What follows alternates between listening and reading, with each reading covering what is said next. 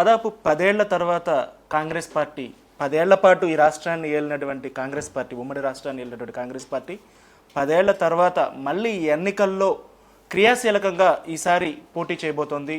రేపు రాబోయే అసెంబ్లీ ఎన్నికలకు సంబంధించి పూర్తిస్థాయి ఫ్రంట్ రన్నర్గా లేకపోయినప్పటికీ ఈసారి ఇంపాక్ట్ చూపించే రేంజ్లో కాంగ్రెస్ పార్టీ తన శక్తులన్నింటినీ కూడా ప్రోధి చేసుకుంటుంది. కాంగ్రెస్ పార్టీ రేపు రాబోయే అసెంబ్లీ ఎన్నికల్లో ఎలాంటి పాత్ర పోషించబోతోంది అనే విషయాలపై మనతో మాట్లాడడానికి పూర్వపు పిసిసి అధ్యక్షుడు సాకే శైలజనాథ్ గారు మనతో ఉన్నారు. సార్ నమస్తే. ఈ జిల్లా నుంచి ఒకప్పుడు ఈ రాష్ట్రాన్ని శాసించినటువంటి మంత్రులు మీరు కానీ రఘువీరారెడ్డి గారు కానీ ఇన్సిడెంటల్లీ మీరిద్దరూ కూడా ఆ ఇన్సిడెంట్ తర్వాత 2014 ఇన్సిడెంట్ తర్వాత మీరే దీనికి కాంగ్రెస్ పార్టీని నడిపించినటువంటి, ఎవరో లేక అందరి నాయకులు మొహం చాటేస్తే మీరే నడిపించినటువంటి పరిస్థితి కూడా వచ్చింది. అలాంటి సందర్భంలో మీరు గ్రామాలకు వెళ్ళిపోయినప్పుడు, ఒకప్పుడు మినిస్టర్ వస్తున్నారంటే ఏ రేంజ్లో ఉండేది, అలాంటి గ్రామాలకు పోయినప్పుడు కాంగ్రెస్ పార్టీకి ఎవరు మనుషులు లేక స్వాగతం పలకకుండా, లేకపోతే కాంగ్రెస్ పార్టీ అన్యాయం చేసిందనే భావంతో చాలామంది మీ వెంట నడవని పరిస్థితి, మీరు కూడా చాలా ఇబ్బందికరమైన పరిస్థితి ఏర్పడిన పరిస్థితి ఉంది. అప్పటికి ఇప్పటికి 10 ఏళ్లలో ఏం మారింది? యాక్చువల్లీ పునర్వ్యవస్థీకరణ జరిగిన తర్వాత గ్రామాల్లో చాలా ఇబ్బంది పడ్డాం. అలాంటి వాళ్ళం ఎందుకంటే జనరల్ ఇమేజ్ మీద బయటకు వచ్చాం. కానీ అప్పట్లో ఉన్న పాపం రగన్ లాంటి వాళ్ళు వేరే జిల్లాలో పోయినప్పుడు చాలా ఇబ్బందులు పడ్డారు. అది అన్యాయమైన విషయం. ఈ రాష్ట్రాన్ని విభజించమని చెప్పింది ఇప్పుడున్న 2 పార్టీలు. పూర్తి విభజించండి, ఫర్ ఎగ్జాంపుల్ దీన్ని విభజించని ఉత్తరం ఇచ్చిన పార్టీ ఆ రోజు గెలిచింది. అసలుకి ఆర్టికల్ 3 ప్రకారం మీరు డివైడ్ చేయని చెప్పిన పార్టీ ప్రతిపక్షంలోకి వచ్చింది. వీళ్ళిద్దరి మాటలు ఇని ఒప్పుకొని చేసిన పార్టీనేమో ఆఖరికి దాదాపు సమీపం లేకుండా పోయింది. మాకేం చెడ్డ అనుభవాలు అప్పుడు ఏం లేవు కానీ, బట్ అప్పుడే ఆ రిసీవింగ్లో ఏం లేదు ఆఖరికి. ఈరోజు నా పరిస్థితి ఓట్లుగా టర్న్ అవ్వలేదు అదంతా. నాట్ ఓన్లీ దట్, అంటే అప్పుడు అది కూడా అంతలే మా మీద గౌరవం కొద్ది కూర్చోబెట్టేవాళ్ళు, పంపించేసేవాళ్ళు. ఎంత అన్యాయం చేశారన్నా అనుకుంటే పంపించేసేవాళ్ళు. ఇప్పుడు లేదు, ఇప్పుడు ఆ పరిస్థితి లేదు. దే ఆర్ రిసీవింగ్, వింటా ఉన్నారు, మా గురించి ఏమన్నా ఆలోచించాలని కూడా అనుకుంటా ఉన్నారు. బట్ రైలు ట్రాక్ ఎక్కిందని నేను అనుకుంటాను. 2014-19లో కాంగ్రెస్ పార్టీ ఓట్స్ పర్సంటేజ్ ఎంతో మనకు తెలుసు, మినిమల్. అలాంటి మినిమల్ పొజిషన్ నుంచి ఇంకొక షెడ్యూల్ వస్తుంది, రేపో మాపో షెడ్యూల్ వస్తుంది. కాంగ్రెస్ పార్టీ ఈ ఎన్నికల్లో ఎలాంటి ప్రభావం చూపిస్తుందని అనుకుంటున్నారు? అంటే ఇది బాధ, నాకు నిజంగా నాకు బాధ కూడా వేస్తుంది. అప్పుడు నేను పిసిసి ప్రెసిడెంట్గా ఉన్నా, 5 ఎంపీటీసీలు గెలిచాను మేము, హస్తం గుర్తుపోయినా. ఓటు మీద పార్టీ హస్తం, నేను సర్పంచ్లు మాట్లాడడం లే. అట్లాగే ఒక మున్సిపల్ సీట్ కూడా గెలిచాం. నేను చాలా బాధపడ్డాను చూసి, ఎన్ని 100 గెలిచేవాళ్ళం, 1000 గెలిచేవాళ్ళం, అయినప్పటికీ హస్తం గుర్తుపైన గెలిచారనే సంతోషాన్ని పొందాం. సో ఈ రోజున డెఫినెట్గా అంతకంటే మంచి ఫలితాలు వస్తాయి. ఎందుకంటే 2 పార్టీల యొక్క విఫల రాజకీయాలు, ఎందుకంటే ఈ రాష్ట్రంలో బహుశా వాళ్ళు దాన్ని సపోర్ట్ చేసుకోవచ్చు, కానీ నా దృష్టిలో అయితే నాకేమీ నచ్చలే. ఎందుకంటే రాయలసీమకి రావాల్సిన నీళ్లు రావడంలే, రాయలసీమకి రావాల్సిన డబ్బులు రావడంలే, రాయలసీమ రైతుకి ఏ అంశం అందడంలే. కనుక నేను కొద్దిగా రాయలసీమ పట్ల కొద్ది పక్షపాతిని, నేను మా ఊర్ల పట్ల. సో మా ఊర్లోకి అన్యాయం జరిగిన కోపంగానే ఉంది నాకు. ఎందుకంటే పార్లమెంట్లో ఒప్పుకున్న ప్యాకేజ్ కూడా మాకు రాలే. షర్మిల మీ పార్టీని 2 సార్లు అధికారంలో తీసుకొచ్చినటువంటి రాజశేఖర్ రెడ్డి కూతురు. సో ఆవిడ వచ్చిన తర్వాత ఏమైనా వైబ్రేషన్ పెరిగిందా పార్టీకి? ఆవిడ వచ్చిన తర్వాత ఏంటి పరిస్థితి ఎలా కనిపిస్తుంది? డెఫినెట్గా రాజశేఖర రెడ్డి గారి, అంటే రాజశేఖర్ గారి గురించి ఇంక చెప్పుకుంటూ పోతే రాత్రులు రోజులు గట్లే కలిసిపోతాయి. మీకు అనేక అనుభవాలు ఉన్నాయి మాకు. నమ్మదగ్గ నాయకుడు దగ్గర నుంచి అసలుకి కల్లో కనిపించినా కానీ, ఉదాహరణకి చేయేస్తే కూడా సంతోషపడిన కాలం ఎమ్మెల్యేలుగా కూడా ఆఖరికి రాజశేఖర రెడ్డి. షర్మిలమ్మ వచ్చిన తర్వాత డెఫినెట్గా ఒక ఎలక్ట్రిఫై అవుతుంది పార్టీ. అది రోజు రోజుకి పెరుగుతూ ఉంది. సో ఐఎమ్ హోపింగ్ దట్ ఆమె లీడర్షిప్ కానీ, ఆమె లెగసీ కానీ పార్టీని కొద్దిగా పైకి తీసుకెళ్ళి ఉపయోగపడి అనుకుంటున్నాను. డెఫినెట్గా వీఆర్ సీయింగ్ దట్. ఫైటింగ్ స్పిరిట్తో, అంటే ఇప్పుడు మన నిరుద్యోగుల దీక్ష కానీ, లేకపోతే జగన్ మీద మాట్లాడడం కానీ, చాలా అగ్రెసివ్గా, చాలా ఫైటింగ్ స్పిరిట్తో ఉన్నట్లు కనిపిస్తున్నారు కదా షర్మిల కూడా. The conditions are demanding. ఏదో షర్మిల గారు కాకూడకుండా మాట్లాడడం కాదు. ఏది డిఎస్సి, ఉదాహరణకి డిఎస్సి వేశారు, చాలా కాలంగా బీఈడి వాళ్ళకి ఆ ఎస్జీ పోస్టుకి అధికారం లేదు. నేను విద్యాశాఖ మంత్రిగా పనిచేశాను. ఆ చట్టం అట్లే ఉంది. మరి చట్టం అట్లా తెలిసి కూడా ఎందుకు ఇస్తారు అంటే దాన్ని సుప్రీంకోర్టు తీర్పు ఉంది దాని మీద. చట్టం కూడా అట్లే ఉంది. చట్టం లేని తీర్పు రాదు. చట్టం అట్లే ఉంది. ఉన్నప్పుడు మరి ఆ విధంగా చేయడం అంటే దాన్ని అనవసరంగా లిటిగేషన్లు ఎట్టమే కదా. అంటే మనసులో ఏదో పెట్టుకొని చేసే పని కదా ఇది. అట్లాగే ఉద్యోగాలు ఎక్కడొచ్చినాయి ఉద్యోగాలు అంటే కావాలని కోర్టులో ఎలాగో ఇది పోవాలి, లేట్ చేయాలి, నోటిఫికేషన్ వేయకుండా లేట్ చేయాలి, ఇంతేనా? అంతేకాకపోతే దాంట్లో ప్రూవ్డ్ కదా. అంటే నేనేం పాలిటిక్స్ మాట్లాడడంలే. నేను ఒక మంత్రిగా పనిచేసిన వాడిగా, అదే శాఖ చూసిన వాడిగా, అది అందరికీ తెలిసిన అంశం. ఆ తెలిసిన అంశాన్ని మళ్ళీ తెలియకుండా ఉంటే బహుశా ఆ సెక్రటరీలను అడగాలి, లేకపోతే వీళ్ళని అడగాలి, లేకపోతే చట్టము కోర్టులోంచి తెచ్చుకొని ఉండాలి. ఏమీ లేదు, వేశారు, కోర్టు వేయారు. కోర్టు మళ్ళీ వచ్చేసి ఇచ్చే అవకాశం అని చెప్పింది. 10 రోజుల్లోనో 15 రోజుల్లో నోటిఫికేషన్ వస్తుంది. మేము ట్రై చేసాం, మాకు వీలు కాలేదు, మళ్ళీ ట్రై చేస్తాం, గెలిపించండి, ఇదే కదా మాట.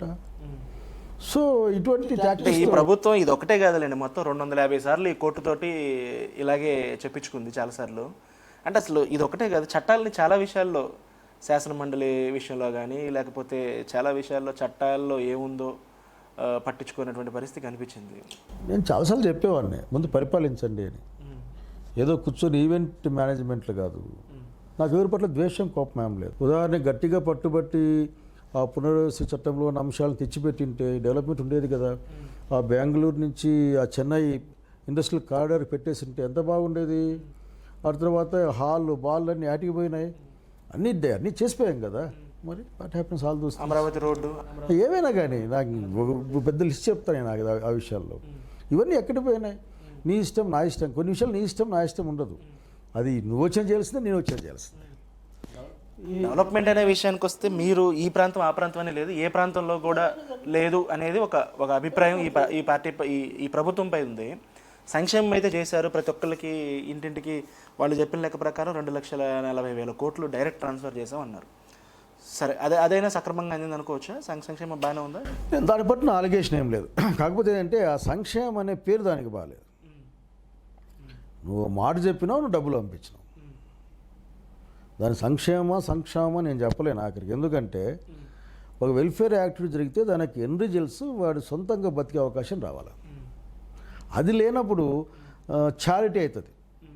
చాలాసార్లు అన్నప్రసాదం పెడుతుంటారు, నీళ్ళ ప్రసాదం పెడుతుంటారు, తింటాం, తాగుతాం, పోతాం. జగన్మోహన్ రెడ్డి చేసే దానం అనే కదా అది ప్రసాదం కింద లెక్క నా దృష్టిలోకి రా. దానం అనే మాట దానం కనే మాట అంత పెద్ద మాట ఇద్దరు ఎవరికన్నా కానీ అంతే కదా. ఇప్పుడు ఉదాహరణకి అప్పట్లో 2 కోట్ల రూపాయలు షూరిటీ లేకుండా ఎస్సీస్కి దళిత్స్కి ఇండస్ట్రియల్ లోన్ ఇవ్వాలనుకున్నాం. 2 కోట్లతో సరిగ్గా నడిపించుకోవడానికి ఇస్తే వాడు 100 మందికి ఉద్యోగాలు అన్ని చేస్తారు కదా. మీరు మాట్లాడడం తెలిసిపోయింది, రాజశేఖర రెడ్డి గారు మీద అభిమానం అంత స్ట్రాంగ్ ఫాలోవరు. ఆయన కొడుకు పాలనకి ఆయన పాలనకున్న తేడా ఏంటి? ఆయన సంక్షేమం అని చెప్పాడు, ఈయన సంక్షేమం అని చెబుతున్నారు. ఆ సంక్షేమానికి, రాజశేఖర రెడ్డి సంక్షేమానికి, జగన్మోహన్ రెడ్డి సంక్షేమానికి తేడా ఏంటి? జగన్మోహన్ రెడ్డి సంక్షేమం గురించి నాకు పెద్దగా అర్థం కాలేదు. కానీ రాజశేఖర్ సంక్షేమం అనేది ప్రేమతో కూడిన ఒక భరోసా. అది ఆ భరోసాలోంచి భవిష్యత్తు. అది నేను ఎక్కడ చూడలేదు. ఇక్కడ కూడా ప్రేమతోనే బటన్ నొక్కుతున్నారు కదా, అక్కడ రోజు కూర్చొని రోజుకో బటన్. దాని ఏముంది, ఎవరికైనా ఏమైనా పేరు పెట్టుకోవచ్చు. అది నీ ఇష్టం, అది నీ పేరు పెట్టుకోవడానికి. నేను ఫీల్ అయిన వాళ్ళం మేము. నాకేం జగన్మోహన్ రెడ్డి అంటే వ్యక్తిగత నాకేం కోపమేం కదా. నాకు సాయం మా లీడర్ కొడుకు, అది కాదు సమస్య. ఇక్కడ ఏంటంటే రాజశేఖర రెడ్డి గారికి ఉదాహరణకి మందకృష్ణ మాదిగ గారు ఆ రోజున చిన్నపిల్ల హార్ట్కు వచ్చారు.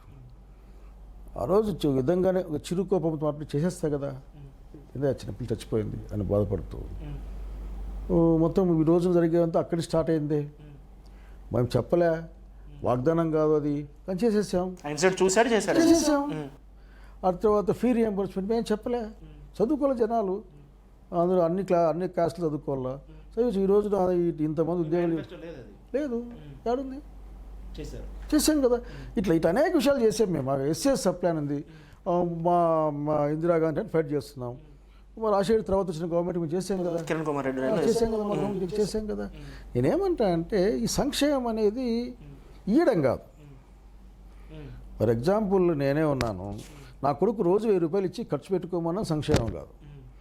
నా కొడుక్కి నేను ఒక ప్లాన్, వాడు చెప్పే ప్లాన్ని నేను సర్టిఫికేట్ చేసి, వాడు నాకు డాక్టర్, హీజ్ ఎ డాక్టర్, వాడికి నర్సింగ్ హోమ్ పెట్టించుకో దాంట్లో ఉంటే నా అనుభవం వానికి పంచి నా దగ్గర డబ్బులు వానికి పంచి వాడు మరింత మందికి ఉపయోగపడి అది సంక్షేమం అవుతుంది కానీ మన సంక్షేమం అవుతుంది కానీ సొసైటీకి ఉపయోగం కానీ డబ్బులు ఇచ్చిన ఖర్చు పెట్టినా అంటే అదేం సంక్షేమం నేను నా దృష్టిలో అదేం కాదు. ఏ ప్రాంతం వాళ్ళైనా సరే మా ప్రాంతంలో రాజధాని ఉండాలని కోరుకుంటారు. అనంతపూర్లో పెడితే ఉత్తరాంధ్రలో కోపం వస్తుంది, లేకపోతే వాళ్ళ రాజధాని పీకేస్తే ఇప్పుడు అమరావతిలో కోపం వస్తుంది. అది సహజంగా. పోనీ 3 రాజధానులు అని వీళ్ళు చెప్పిన దాంట్లో అయినా చిత్తశుద్ధి మీకు కనిపించింది? లేదు, నేను అసలు కదే అసలు పెడదాం అనుకున్నారా? లేదు, అదేమో తెలియదు కానీ ఆలోచించవచ్చు కానీ వాళ్ళు. బట్ అది అబ్జర్వ్డ్ అదేంటంటే రాజధాని అనేది ఒక పరిపాలనా ప్రాంతం రాష్ట్రానికి అందరికీ అందుబాటులో ఉండాలి. సముద్రం ఉందనో చల్లగాలి వస్తుందనో ఇట్లా కాదు, అందరికీ ఇప్పుడు చిలమత్తూరు రోడ్డు పోవాలి. మాకు విజయవాడ పోయేకే 2 రోజులు పడుతుంది, విశాఖపట్నం 4 రోజులు పడుతుంది, ఒక 1 వీక్ ప్రోగ్రామ్. మాకు అవసరం లేదు కదా, వాళ్ళు అడగలేదు కూడా కదా, ఎవరు చెప్పలేదు కూడా కదా, ఇంతకుముందు చెప్పింది లేదు, వాళ్ళు అడిగింది లేదు. ఆల్రెడీ ఇక్కడ రాజధాని చెప్పి ఏదో కట్టారు, దాంట్లో లోటుపాట్లు అన్యాయం అక్కడ ఉంటే దాని మీద చూసుకోండి నిజాయితీగా, అంతేగాని అంటే ఇది న్యాయ రాజధాని. ఏది న్యాయ రాజధాని అంటే కర్నూలులో హైకోర్టు పెడతారట, మీకు సరదాగా లేదు. ఆ లాయర్లు అంతా హైదరాబాద్లో ఉంటారు, ఎందుకంటే 150 కిలోమీటర్లు 200 కిలోమీటర్లు దగ్గర. బహుశా నేను ఆ రోజు సరదాగా చెప్పాను, మాకు న్యాయ రాజధాని ఇస్తే 4 ఇడ్లీ సెంటర్లు అర్థం జిరాక్స్ సెంటర్ పెడితే తప్ప మాకేం లాభం ఉండదు అక్కడ. హైకోర్టు కూడా కాదు, బెంచ్ మళ్ళీ బెంచ్ కింద మార్చారు. ఫస్ట్ హైకోర్టు ఇవ్వాలంటే సుప్రీంకోర్టు పర్మిషన్ కావాలన్నప్పుడు అని బెంచ్ అన్నారు.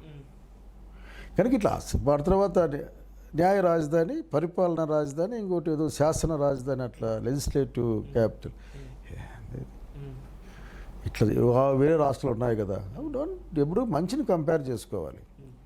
లేదు ప్రాంతాల మధ్య సమతౌల్యం కావాలా, పెట్టు విజయవాడలో మెయిన్ క్యాపిటల్లో పెట్టి ఉత్తరాంధ్రలో ఒక సెషను, రాయలసీమలో ఒక సెషన్ పెట్టు, ఎవరు వద్దన్నారు? ఫీలింగ్ ఉంది సార్. ఈ 4-5 ఏళ్ల పాలనలో జగన్మోహన్ రెడ్డి పాలనలో ప్రధానంగా యాంటీ ఇన్కంబెన్సీ ఏమైనా కనిపిస్తుందా? అంటే యాంటీ ఇన్కంబెన్సీ కంటే కూడా ఒక తెలియని భయం ఒకటి మొత్తం సమాజంలో ఆవరించింది. దేనికి?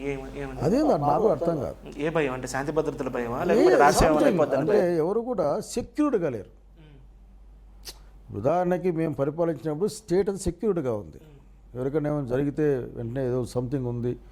కానీ ఇప్పుడు సెక్యూర్డ్గా లేదు, ఎందుకంటే జరుగుతున్న సంఘటనలు, వాడుతున్న భాష, దాన్ని కంపెల్ చేసే విధానం ఇవంతా కూడా అసలు సాధారణ మనిషి భయంతో లేకపోతే ఇన్సెక్యూర్గా వెళ్ళిపోతూ ఉన్నాడు. ఏంటబ్బా ఇది అని. ఫర్ ఎగ్జాంపుల్ మా టైంలో మేము ఇసుక మా టైంలో కూడా ఉంది, మా కాన్సెన్స్లో పెన్నా పోతుంది. మేమందరూ ఇసుక తీస్తే భూగర్భ జలాలు పోతాయని చివరికి మా పార్టీకి సంబంధించిన వాళ్ళ ట్రాక్ట్లు కూడా క్లోజ్ చేసేవాళ్ళం. ఇప్పుడు నేను తిడుతుంటారు మా వాళ్ళు, నువ్వు మమ్మల్ని మోసం అన్యాయం చేసినావు చూడు అంటుంటారు. ఇప్పుడు ఏందో తెచ్చి కొండల కింద వేసేసి దాన్ని నమ్ముకుంటా పోతున్న పరిస్థితి. ఇటు మరి ఇవన్నీ ఏమంటాను చెప్పు. మందు దాని గురించి ఇంతకుముందు ఏడో చూస్తున్నా, ఆఖరికి ఏం చూస్తున్నంటే ది క్యాపిటల్ ఒకటి, ఆ తర్వాత ఇంకొకటి ఏదో చూసినబ్బా స్పెషల్ స్టేటస్ అని ఒకటి, ఇట్లా పేర్లు మా షర్మిలమ్మ చెప్తా అంటే చూస్తే ఆఖరికి అవన్నింటిని ఏదో భూమ్ అని మా ప్రెసిడెంట్ గారు మద్యం అనేది డైరెక్ట్ గవర్నమెంట్ అమ్మడం అనేది ఒకటి. దీంట్లో ఏంటంటే ఇక్కడ ఉన్న నా అలిగేషన్ ఏంటంటే ఎవరు వీళ్ళంతా అని. నువ్వు మద్యం అమ్మకూడదు, అమ్ముతున్నావు అనుకో, ఎవరి మద్యం అమ్ముతున్నావు? దీంట్లో నంద్యాలలో తయారయ్యేదే, ఇంకోటి తయారయ్యేదే. నేను నంద్యాల క్వాలిటీ లేదా అంటే నేను సమాధానం చెప్పలేను, నాకు సమాధానం లేదు. బట్ ప్రజలు ఏమంటున్నారంటే మనం ఎప్పుడో గణాంకాల్లో చూసిన, ఎక్కడో బహుశా మెడికల్ జర్నల్లో లివర్ ప్రాబ్లమ్స్ ఉన్న రాష్ట్రాల్లో ఆంధ్రప్రదేశ్ ఫస్ట్ సెకండ్ ప్లేస్లో ఉంది అని. సో లిక్కర్ పాలసీ అనేది గవర్నమెంట్ అమ్మడం, క్యాష్ అమ్మడం, అంతలాగానేమో ఏదో గీకేది అదేదో పెడుతుంటారు పిల్లకాయలంతా పెడుతుంటారు. మరి అక్కడ పెట్టచ్చు కదా, అక్కడ క్యాష్ ఏంటి? టీచర్లను కాపలా పెట్టడం ఏంటి? ఏందంతా ఇది? స్ట్రాంగ్ ఫీలింగ్తో ఉన్నారు. నేను చేసే సంక్షేమ కార్యక్రమాలు ప్రతి ఇంటికి దాదాపుగా 2 లక్షల రూపాయలు డైరెక్ట్ బెనిఫిట్ జరిగింది, అమ్మఒడి కానివ్వండి లేకపోతే పెన్షన్లు కానివ్వండి, వీళ్ళందరూ నాకు ఓట్లు వేస్తారని చాలా స్ట్రాంగ్ ఫీలింగ్తో ఉన్నారు. నమ్మకం తప్పు చేసిన వాడికి నమ్మకం ఉంటుంది. డబ్బులు తీసుకున్న వాళ్ళు ఎందుకు ఓట్లేరు ప్రభుత్వం నుంచి?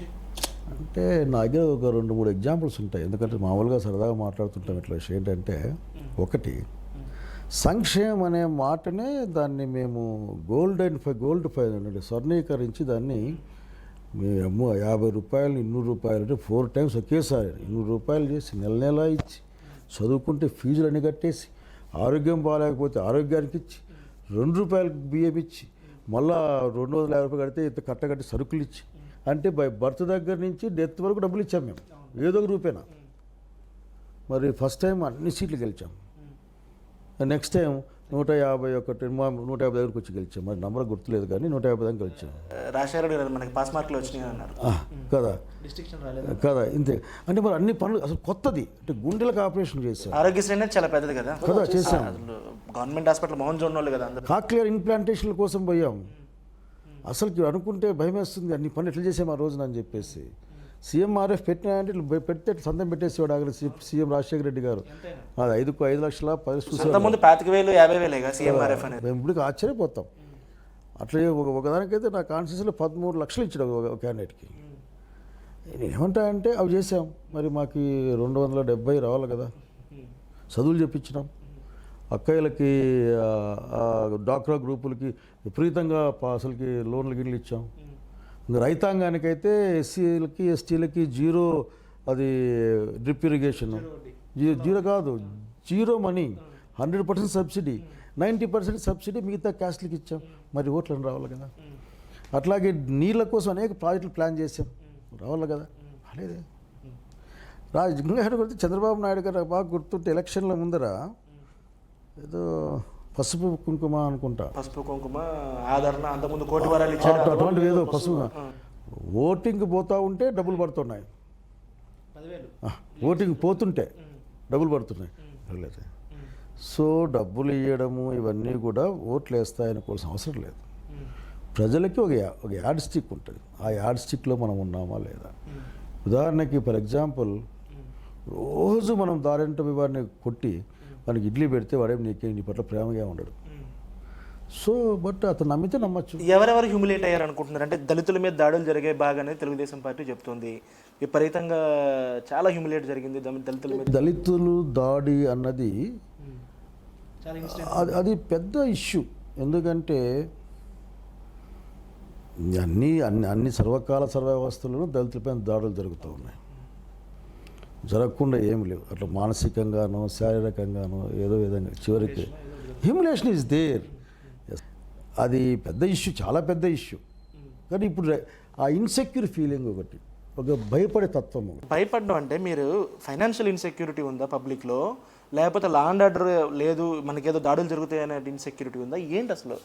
మీరు is not A political, social event అంతే. అంటే నేను ఒక సిటిజన్గా బయటికి పోదాంపా, ఎవడో నవ్వుతున్నాడేమో మొహంలో చూడు ఒకసారి బయటికి. మెజారిటీ పీపుల్ ఏదో మెకానికల్గా ఇట్లా ఏదో పారిపోతున్నట్లు పోతుంటారు. ఆఖరికి ఒక 10 ఏళ్ళ కింద పరిస్థితి లేదు, గట్టి నవ్వుకునే వాళ్ళం, ఎడగొచ్చున్నా ఏదో జోక్ వేసుకునే వాళ్ళం. ఎమ్మెల్యే మీందో మంత్రి మీందో లేకపోతే జోక్ వేసేవాళ్ళం, లేదా పక్క మీదో జోకులు వేసేవాళ్ళం. ఏది ఇప్పుడు ఏది అందరూ భయంగా ఏం మాట్లాడితే ఏమవుతుందో బాబు అనే పరిస్థితికి. పొరపాటున ఇంతకుముందు ఉన్న పొలిటికల్ స్టేట్మెంట్ ఎంత పెద్ద ఇచ్చేవాళ్ళం మేము. అసలు యాక్చువల్లీ నాకు బాగా గుర్తుంది, మన ప్రభాకరన్, తమిళ్ ప్రభాకరన్ కొడుకుని నిజం అన్యాయంగా చంపారు ఆ రోజున. నేను నాకు కన్నీళ్ళు చేర్చాను. చిన్న పిల్లోడు ఏదో ఫస్ట్ ఫోటోలో బిస్కెట్ తీసుకుంటున్నాడు, ఆఖరి ఫోటోలో కాలు చంపేశారు. నేను అప్పుడు విప్పుగా ఉన్నానా, విప్పు మంత్రిగా ఉన్నాను. నేను ప్రెస్ మీట్ పెట్టి ఖండించాను. నాకు లెటర్ వచ్చింది, నువ్వు ఎక్స్టర్నల్ అఫేర్స్లో పాల్గొంటున్నావు అని. అంటే అంతగా మాకేం భయాలు లేవు. అంటే మీ పార్టీకి ఉన్న బ్యాక్గ్రౌండ్ వేరు కదా, మాకు భయాలు లేవు. ఆ తర్వాత జార్జ్ బుష్ వచ్చాడు. నేను అప్పట్లో ఎస్ఎఫ్ఐలో పనిచేసే బ్యాక్గ్రౌండ్లో నుంచి నేను జార్జ్ బుష్ ఆఖరి అసలుకి ఇతను వ్యతిరేకిస్తాను చెప్తాను. రాజశేఖర రెడ్డి గారు ఎందుకు అడిగారు ఆఖరికి, అంటే లేదన్నా ఐ బిలీవ్ ఇట్ అని చెప్పి ఆఖరికి. అంటే అవి లేవు, మా సామ్రాజ్యవాదాన్ని వ్యతిరేకిస్తారు. అరే ఇప్పుడేంద్ర ఇది ఆఖరికి ఏదన్నా ఒక ఉదాహరణకి ఈయన చేయలేదు అంటే అదేదో రాజ్య ధిక్కారమా, రాజ్యద్రోహ నేరం. ఏంది అది? ఇక రాజువుడు ద్రోహం ఎవరికి? అల్టిమేట్గా ఈ దేశంలో కాన్స్టిట్యూషన్ ప్రకారం పౌరుడు. అసలు ఎమ్మెల్యేలకే అపాయింట్మెంట్ లేక మీ జిల్లా ఎమ్మెల్యే ఇంటి ముందుకు వెళ్ళి నీ అపాయింట్మెంట్ లేదని చెప్పి అక్కడికి వెళ్ళి దుమ్మెత్తి పోసి వచ్చేటువంటి పరిస్థితి వచ్చింది. అది వాళ్ళ ఇంటర్నల్, వాళ్ళ ఇంటి ఇష్యూ. దానికి మనం ఏం చేస్తాం? దానికి ఎమ్మెల్యే అనేది ఇంటి కాదు కదా సార్, ఎమ్మెల్యే ప్రభుత్వంలో అది వాళ్ళ పార్టీ ఇష్యూ. దానికోసం మనకేం వాళ్ళ 5 ఏళ్ళ నుంచి ఫస్ట్ నుంచి మాట్లాడింటే మనం కూడా చెప్పి ఏం అన్యాయం కదా అనేవాళ్ళం. 5 ఏండ్లు నవ్వు లేకుండా ఇప్పుడు నాకు నవ్వు వచ్చిందంటే కాదు కదా, నొప్పి వచ్చిందంటే కాదు కదా. కాబట్టి అది వాళ్ళ ఇష్యూ, వాళ్ళకు ఓపిక ఉంది, వెయిట్ చేస్తారు. మా టైంలో అది లేదు. ప్రతిరోజు ఎమ్మెల్యేలు 4 గంటలకి 2 గంటల సేపు కలిసి రాజశేఖర రెడ్డి అదే వరవడి మిగతా మంత్రులు 30 కొనసాగించారు. అదే గోల్డెన్ డేస్ డెమోక్రసీకి. కనుక వెళ్ళండి, నేను చెప్పడం కాదు ఇది. నేను ఈ మధ్యకాలం కొద్దిగా ఫ్రీగా ఉంటున్నాను కదా, ఏది ఎవరు నవ్వరే, అందరూ భయపడతారు, ఏదో విధమైన దిగులతో పోతుంటారు. ఏమైంది ఇలా అనిపిస్తుంది నాకు. లేకుంటే ఆ సెల్ ఫోన్లో కూర్చొని ఇటు తిప్పుకుంటుంటారు. కనుక I think that they are insecured feeling. ఇది ప్రాంతీయ పార్టీలో అలా ఉందంటారా? ప్రాంతీయ పార్టీల్లో బాసిజం బాగా పెరిగిపోయి లేకపోతే ఎవరికి అంటే నేను అంతా స్టడీ చేయలేదు. ఈ పరిపాలనలో జనాలు భయపడతారు మాత్రం నాకు అనిపించింది. సరే, మళ్ళీ మీ పార్టీ విషయానికి వస్తే జగన్మోహన్ రెడ్డికి వెళ్ళినటువంటి ఓట్ బ్యాంక్, ఎందుకంటే టీడీపీ ఓట్ బ్యాంక్ టీడీపీకి ఉంటుంది, న్యూట్రల్స్ ఎప్పుడు న్యూట్రల్ లాగే ఉంటారు. మీకు ఎలక్షన్లో 2014 ముందు మీకు 42-43%, అది తర్వాత 1కి అలా వచ్చింది. అంటే స్టార్టింగ్లో 0 చిల్లర ఉంది, మళ్ళీ 1 అయింది, నేను దిగేటప్పుడు 2 ఉంది. ఇప్పుడు ఆ 40% వెళ్ళింది జగన్మోహన్ రెడ్డికే కదా. అంతే కదా. సో ఆయన కాంగ్రెస్ పార్టీనే ఆల్మోస్ట్ క్యాప్చర్ చేశారు. బోర్డు మార్చడమే కదా. వైఎస్ఆర్ కాంగ్రెస్ పార్టీ ముందు వైఎస్ఆర్ యాడ్ చేశారు కాంగ్రెస్ పార్టీకి, అంతే. అంటే చాలామంది జగన్మోహన్ రెడ్డి ఒంటరిగా వచ్చాడు, ఒంటరిగా చేసుకున్నాడు, చేశారంటారు. అది కాంగ్రెస్ పార్టీ సపోర్టే ఒక రకంగా చెప్పాలంటే. అంటే వాళ్ళ నాన్న మీద ఉన్న గౌరవంతో కాంగ్రెస్ పార్టీలో షిఫ్ట్ అయింది. ప్రతి మనిషి కాంగ్రెస్ అని చెప్పలేను, కానీ 90% పైగా కాంగ్రెస్ పార్టీనే. ఊర్లోకి వెళ్తే ఇది కాంగ్రెసే కదన్నా అనే పరిస్థితి. అన్న ఇప్పుడు గుర్తు మారిందంటే కదా, ఫ్యాన్ అంట కదా అనేవాళ్ళు చాలామంది కనిపిస్తారు నాకు గ్రామాలు లేకపోతే. చెప్పాను కదా, మేము చెప్పడంలో దెబ్బతిన్నాం ఆ రోజున అని చెప్పేసి. సో జగన్మోహన్ రెడ్డి గారు ఫ్యాన్ గుర్తు, హస్తం గుర్తు మొదలు వచ్చింది అనుకుంటా ఉన్నారు. కనుక ఆ ఓట్లన్నీ దాదాపు పాల్గొన్న మెజారిటీ ఓట్లు కాంగ్రెస్ పార్టీవే. అంటే ఆయన చెప్పే వాదన, ఆయన చెప్పే నేరేటివ్, నేను సొంతగా నిర్మించుకున్న సామ్రాజ్యం, ఈ ఓట్లు, ఈ ప్రజల అభిమానం అనేది ఏం లేదు. అంతకుముందు before Rajasekhar Reddy's demise is not a politician. మా ఇట్లా వాళ్ళందరూ దాంట్లో పాత్ర ఉంది. మా నాయకుడు కొడుకు సీఎం కావాలనుకోవడంలో ఆ రోజు చెప్పాము కూడా, కాంగ్రెస్ పార్టీలో ఉంటే కష్టం వచ్చినా నష్టం వచ్చినా చిరుదాకా మీతో ఉంటామని కూడా చెప్పాము అన్నమాట. బట్ ఒకటి, అనేక ఎమోషన్స్లో ప్రజలు ఉన్నప్పుడు మిగతా రేషనాలిటీ చూడరు. చాలామంది కాంగ్రెస్ నాయకులు కూడా ఆయన సీఎం చేయడానికి సంతకాలు కూడా పెట్టారు కదా, 150. ఎందుకు నేను ఆ పేపర్ చాలా రోజులు క్యారీ చేశాను, ఆ సంతకాల పేపర్ని. ఒక రోజులో జరిగింది కదా ఇది? అది కదా, ఒక వారం రోజులు జరిగింది కదా. ఎందుకంటే ఆఖర్లో దివాకర్ రెడ్డి గారు వీళ్ళు పెట్టారు. దివాకర్ రెడ్డి గారు, మన జనార్దన్ రెడ్డి, జనార్దన్ రెడ్డి గారు వీళ్ళు పెట్టారు ఆఖర్లో. వాళ్ళ అబ్బాయి ఉండేవాడు విష్ణు వాళ్ళు పెట్టారు అప్పుడు. సో 150 దాకా 148 దాకా వచ్చాయి చాలా ఫాస్ట్గా. మిగతా 5-6 టేక్స్ సమ్ టైం. సో ఇది పరిస్థితి. కాబట్టి నాదే అంటే ఏం చెప్తాం ఆఖరికి.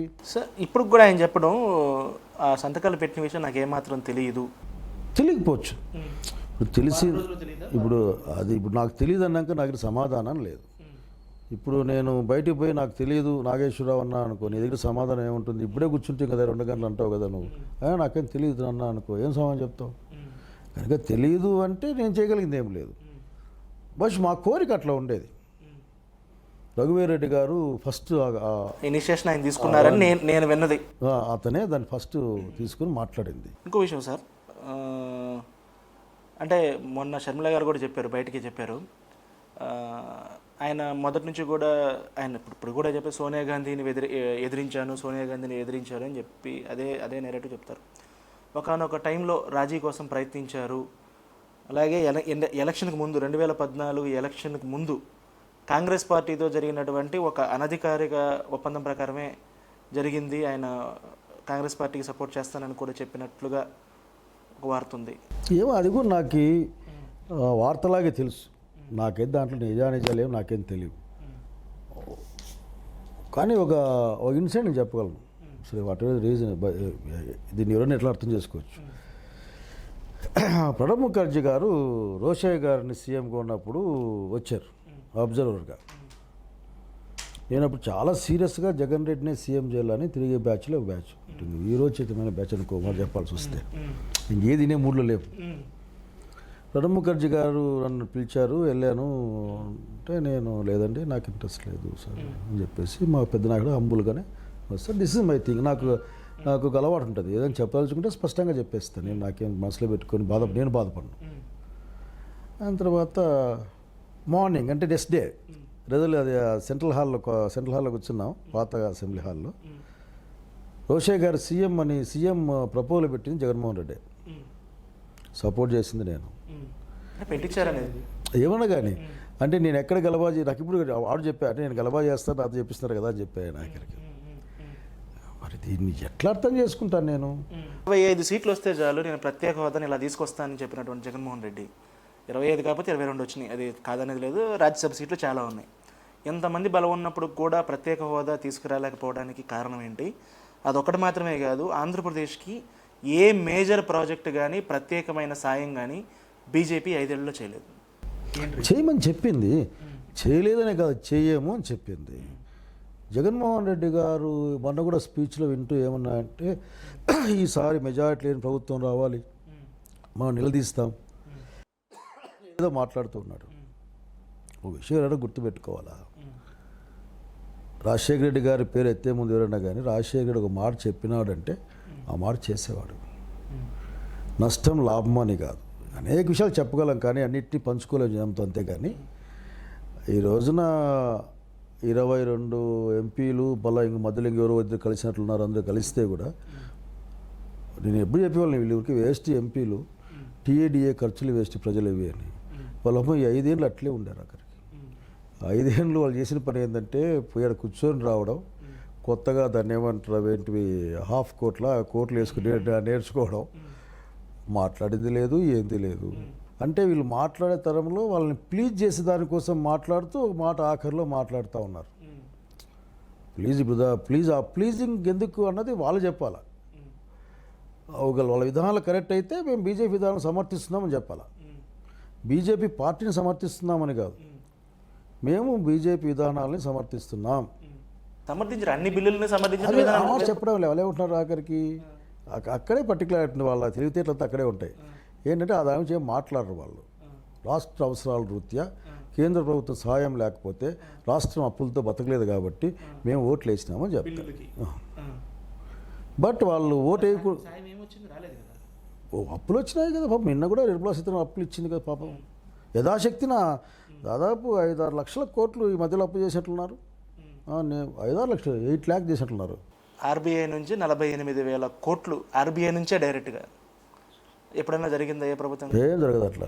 ఇవ్వరు కూడా బాబు. వీళ్ళు బిల్లులకి అక్కడక్కడ ఓటింగ్ ఇస్తున్నారు కాబట్టి వాళ్ళు అప్పులు ఇవ్వడము, గిరా అంత పక్కకు పోవడము, అప్పర్ లిమిట్ కట్ కావడము, బెదిరిస్తూనే డబ్బులు ఇవ్వడము. అంటే దాన్ని ఏమంటారు మ్యూచువల్, నువ్వు నాకు ఓటే నేను నీకు డబ్బులు అప్పు ఇస్తా. ఇప్పుడు అంత పెద్ద మాట జనం ముందు వద్దు కానీ మేము నీతో సాయం చేస్తాం సార్ మాకు అప్పులు ఇవ్వండి, అట్లే కదా బతుకుతాండి. అది ఈరోజు ఈ నిమిషాన్ని కూడా అప్పుతోనే బతుకుతుంటుంది ఈ రాష్ట్రం. కాబట్టి సంవత్సరానికి 340 రోజులు ఓడి మీదే ఉంటుంది.